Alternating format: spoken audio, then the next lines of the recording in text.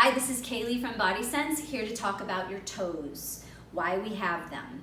We have 14 bones in our toes, and as you can see on Sam here, you have 2 in your big toe before you reach the metatarsal bones, which are right across here, but 3 in each single toe here, even 3 in your baby toe, which is just seems crazy, right? But the reason why you have so many bones and so many joints in the toes is for balance. Because more joints and more bones give you more options in movement. If I'm going to the medial side, I have all those bones and joints in which to rotate my foot to send me this way.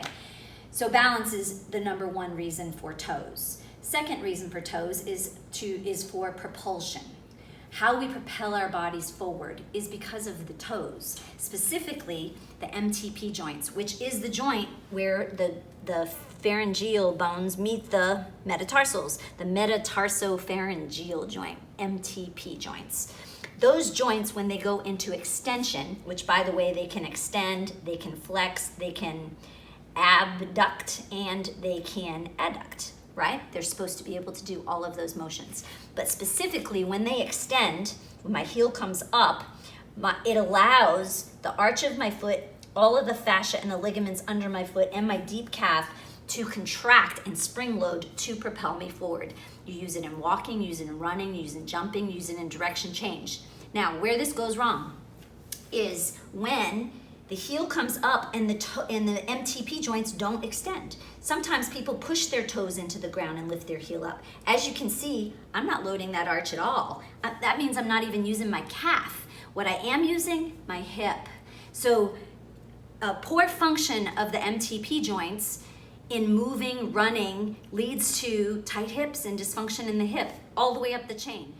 So people who have flat arches, flat feet, like myself, we're really prone to some dysfunction because of not paying attention to loading that arch. So that's something to pay attention to, because you don't want to have Achilles problems, turf toe, plantar fasciitis. I mean, there's just a host of things that can happen from not loading that arch by bending in those MTP joints.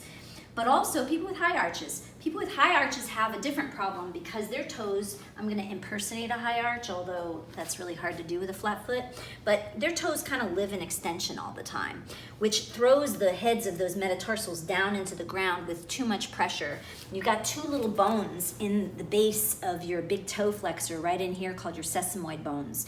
And those bones end up getting a lot of unnecessary irritation when your arch is really high and it's pressing down. So they have an opposite problem. They have to work to widen the foot and lengthen all the arches of the foot and get those bones to come up through exercises like the towel exercise. So understanding and having the awareness of how those MTP joints bend in movement is going to give your body, your leg, the most efficient information coming up the chain. That's going to increase your longevity and maximize your production.